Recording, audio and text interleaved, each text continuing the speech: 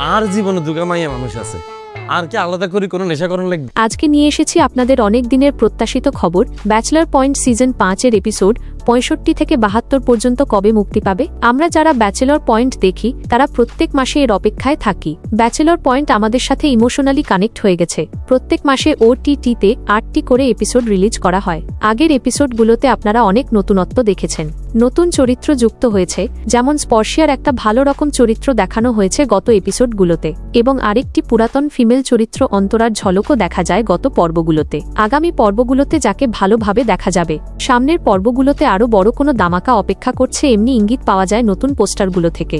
আরেকটা বিষয়, আমি ব্যাচেলর পয়েন্টের রিলিজের যে তারিখ দেই সেটা কিন্তু আমি অনুমান করে দেই না।